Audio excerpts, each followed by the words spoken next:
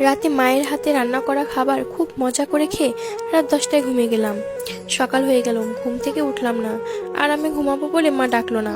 দুপুর হয়ে গেল, ঘুম থেকে উঠলাম না। এবার মা অনেক ডাকলো, আমি উঠলাম না। মা চলে গেল, একটু পর আবার আসলো।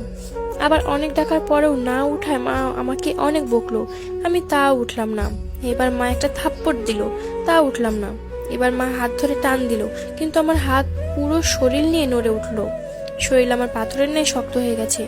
মা কিছু না বলে চুপ করে রুম থেকে বেরিয়ে বাবাকে ডেকে নিয়ে আসলো। কিন্তু বাবা অনেক ডাকার পরও আমি উঠলাম না। এবার বাবা চোখের জল ফেলে বলছে, উঠে আয়, তোকে আর কোনোদিন কিছু বলবো না। যেমন করে থাকতে চাস থাক, তাও উঠে আয়, তোকে আজকে ল্যাপটপ কিনে দিব। আমি অবাক হয়ে দেখছি, বাবা এত করুণা করে কোনোদিন আমাকে বলে না, অথচ আজ বলছে। আমি উঠে আসতে যাচ্ছি, কিন্তু কিছুতেই উঠতে পারছি না। এদিকে বাবার নানান রকম লোভ দেখিয়ে বলছে উঠে আসতে। একটু পর আমার বাড়িতে অনেক মানুষ চলে আসলো। ওদিকে মা কাঁদছে, কেউ মাকে সান্ত্বনা দিচ্ছে, কেউ বা বাবাকে, কেউ ভাই বোনকে নানান কথা বলে বোঝাচ্ছে। একটু পরে কয়েকজন এসে আমাকে খুব যত্ন করে বিছানা থেকে নামিয়ে লোহার শক্ত খাটিয়ায় শুয়ে দিল। আমি কাঁদছি আর বলছি, আমার পিঠে খুব ব্যথা লাগছে, নামাও আমাকে এখান থেকে। কেউ আমার কথা শুনলো না। একটু পর ওই মানুষগুলো গরম পানি নিয়ে এসে আমার শরীরে কিছুটা পানি ঢেলে দিল।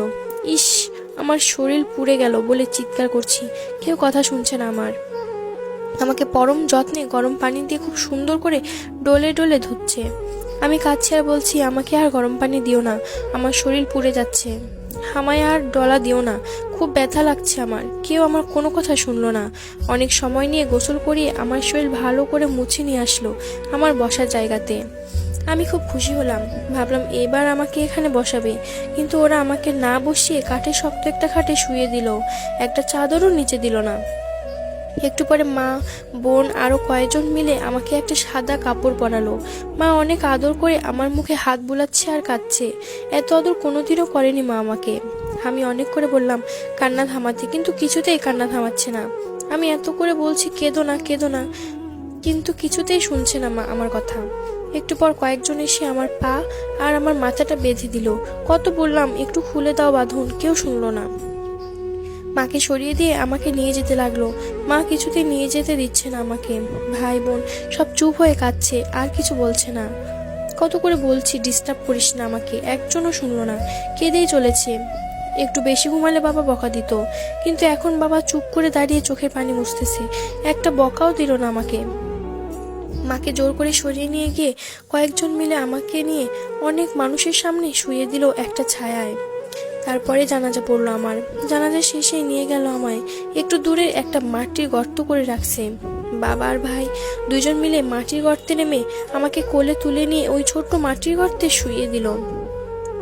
একটা বালিশ, একটা চাদর, কিচ্ছু দিল না, একটা লাইটও দিল না। আমার পা আর মাথার কাছের বাঁধনগুলো খুলে দিয়ে আমার উপর খুব তাড়াহুড়া করে কিছু কাঁচা বাঁশ দিয়ে ঢেকে দিল। তার উপর আরো কি কি দিল আমি কিছুই দেখতে পাচ্ছি না।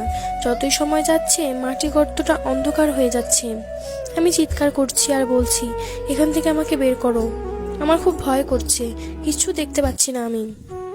একটু পরে আমার উপর মাটি চাপা দিয়ে সবাই চলে যাচ্ছে। আমি ডাকছি আর বলছি, আমাকে একা রেখে যেও না। কেউ শুনলো না, স্বার্থপরের মতো সবাই চলে গেল। কি ভাবছেন, মৃত্যুবরণ করবেন না? আরো রং তামাশা করা বাকি আছে?